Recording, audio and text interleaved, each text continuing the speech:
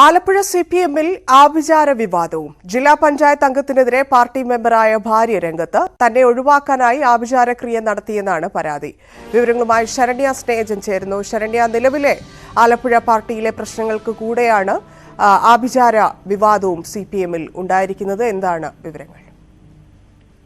ധന്യ, കേരളത്തിലെ സിപിഎമ്മിന് തന്നെ നാണക്കേടുണ്ടാക്കുന്ന രീതിയിലുള്ള വിവാദങ്ങളാണ് ആലപ്പുഴ സിപിഎമ്മിലുള്ളത്. പ്രത്യേകിച്ചും ലഹരിക്കടത്തും അശ്ലീല വീഡിയോ വിവാദവും അതിനൊക്കെ പുറമെ ഇപ്പോൾ സ്വന്തം ഭാര്യയെ ഒഴിവാക്കുന്നതിന് വേണ്ടി ആഭിചാര കർമ്മങ്ങൾ നടത്തിയെന്ന ഒരു പാർട്ടി ലോക്കൽ കമ്മിറ്റി അംഗം കൂടിയായ വനിതാ നേതാവ് നൽകിയ പരാതിയാണ് ഇപ്പോൾ ആലപ്പുഴയിൽ ചൂടുപിടിച്ചുകൊണ്ടിരിക്കുന്നത്. ആലപ്പുഴ ജില്ലാ പഞ്ചായത്ത് വൈസ് പ്രസിഡന്റും ഒപ്പം തന്നെ സിപിഎം കായംകുളം ഏരിയ സെന്റർ അംഗവും ഡിവൈഎഫ്ഐയുടെ മുൻ സംസ്ഥാന നേതാവുമായ ആൾക്കെതിരെയാണ് ഭാര്യയും മഹിളാ അസോസിയേഷൻ നേതാവും ഡിവൈഎഫ്ഐ ജില്ലാ നേതാവും കൂടിയായ പെൺകുട്ടി പരാതി നൽകിയിട്ടുള്ളത്.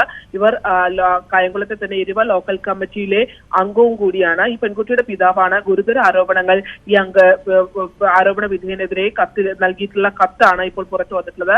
പാർട്ടി നേതൃത്വത്തിനും മുഖ്യമന്ത്രിക്കും അടക്കം ഈ കുടുംബം പരാതി നൽകിയിട്ടുണ്ട്.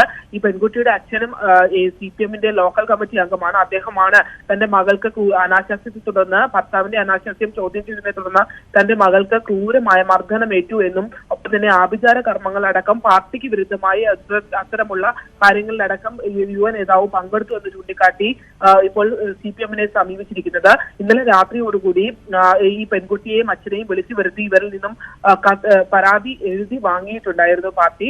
ഒപ്പം തന്നെ കഴിഞ്ഞ 25-ന് ഈ പെൺകുട്ടിയെ ഹരിപ്പാട് താലൂക്ക് ആശുപത്രിയിൽ ഈ യുവ നേതാവിന്റെ മർദ്ദനത്തെ തുടർന്ന് പ്രവേശിപ്പിക്കുകയും ചെയ്തിട്ടുണ്ട്. പാർട്ടി തന്നെ മുൻകൈ എടുത്ത് നടത്തിയ വിവാഹമായിരുന്നു ഈ വനിതാ നേതാവിന്റെയും ഒപ്പം തന്നെ സിപിഎമ്മിന്റെ യുവ നേതാവിന്റെയും. എന്തായാലും വലിയ തലവേദന തന്നെയാണ് ആലപ്പുഴയിലെ സിപിഎമ്മിൽ ഇപ്പോൾ ഉണ്ടായിക്കൊണ്ടിരിക്കുന്നത്. മാത്രമല്ല ഡിവൈഎഫ്ഐ നേതൃത്വത്തിൽ കഴിഞ്ഞ ദിവസം ഡിവൈഎഫ്ഐയുടെ ഒരു യുവ നേതാവ് ഹരിപ്പാട് ഒരു പെൺകുട്ടിയെ, എസ്എഫ്ഐ ഭാരവാഹിയായ പെൺകുട്ടിയെ റോഡിലിട്ട് അടിച്ചു വീഴ്ത്തുന്ന ഒരു സാഹചര്യം ഉണ്ടായിട്ടുണ്ടായിരുന്നു. എന്തായാലും ജില്ലാ കമ്മിറ്റി അടക്കം ആലപ്പുഴയിൽ നടക്കുകയാണ്.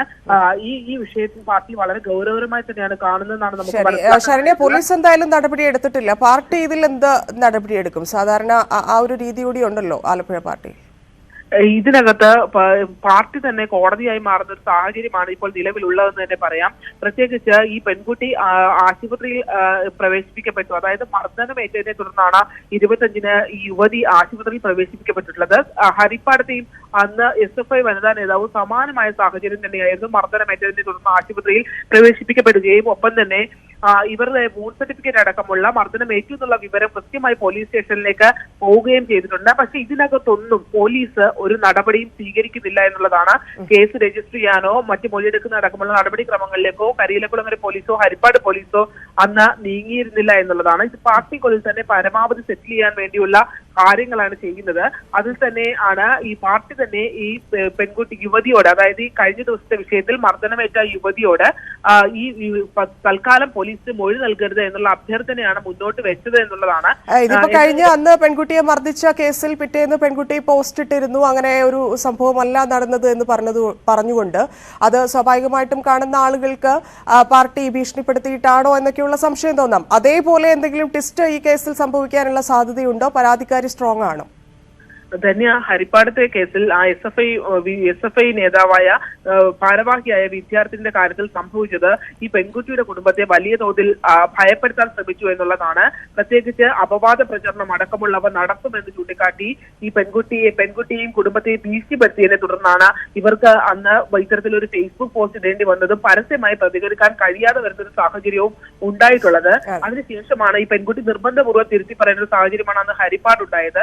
സമാനമായ സാഹചര്യം ആലപ്പുഴ ഈ കായംകുളത്തെ കേസിൽ നിലനിൽക്കുന്നുണ്ട്. പക്ഷേ ഇത് ഏറ്റവും പ്രധാനപ്പെട്ട കാര്യം, പരാതി നൽകിയ യുവതിയും സിപിഎമ്മിന്റെ ലോക്കൽ കമ്മിറ്റി അംഗവും ഒപ്പം തന്നെ ഡിവൈഎഫ്ഐ മുൻ എസ്എഫ്ഐ സംസ്ഥാന നേതാക്കന്മാരിൽ ഒരാളും ഡിവൈഎഫ്ഐയുടെയും മഹിളാ അസോസിയേഷന്റെയും ജില്ലാ നേതാവും കൂടിയാണ് എന്നുള്ളതാണ്.